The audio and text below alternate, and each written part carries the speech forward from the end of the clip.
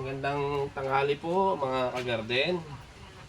At si Bok po ay nagpe-prepare na ng aming ulam namin dalawa. Ang recipe po namin ni Bok ay tinuto. Ito po ay ang tawag baga din sa Maynila ay laing, pero ito sa amin ay tinuto. Ang gagawin dito ni Bok ay iihaw muna. Iihaw din niya para maging malasa. Malasa yung tinuto.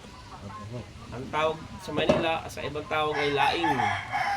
Ang ingredients po namin ni Bok ay pwede po yung gabi. Oh. Ito po yung masarap at ito yung sariwa baga. Ay, Bido. anong tawag ito? Talbos. Talbos, bido. Talbos. Pwede po yung luya. Bido. Luya po. Meron kaming bawang ni Bok. At meron kaming kalalawan. Ito'y gulay din. Ginagamit ito sa tinagtad. At ito naman ay yung niyog. May niyog po kami dito. Pag kinulang, may niyog pa dito. Kakang gata. Ede. At iniihaw na ni Bok yung inihaw. Ayan, naaamoy ko na yung inihaw nito ah. Ito yata, ito yung bagay ilak. Ito po ay masarap sa tinuto.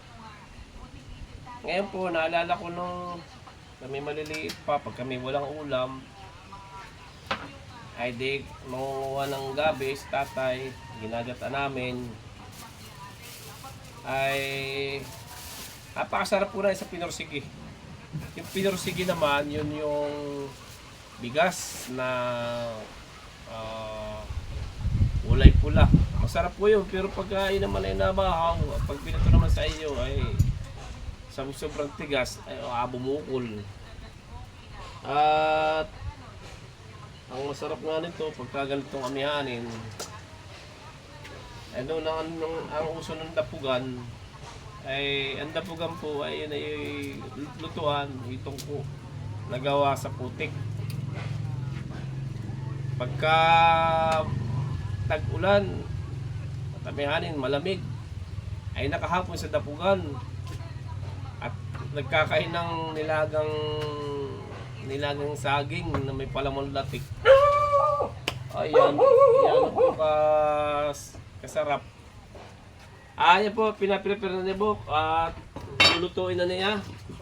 Antayin po natin na maluto mamaya yung itong aming inihanda na ulam.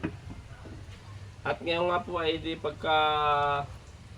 pagkaihaw, ang gagawin ni Bok dito ay ilalagay na po itong, ayun, lalagay na niya yung ng bawang. At mamaya po yung gata ilalagay na niya. Umaamoy na po itong kuwan, masarap ang amoy. Masarap ang amoy nitong ilak. Ginagayat na po ni Bok yung kuwan. Ginagayat na ni Bok itong luya para pampasarap. At saka may sili po. Lalagyan namin ng sili ni Bok. Ayan po, binaliktad na. Ayan, yung inihaw ni Bok. Ayan. Napakasarap po na yan dahil talagang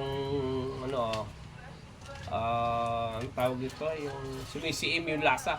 Nilagyan ni Bok sa ilalim. Ito siguro yung maski hindi na niasinan at yun namang ilak na yan ay maalat. At ito po ang tabayanan at hanggang sa kumulo at mamaya po ay matitingnan natin kung gaano po kasarap.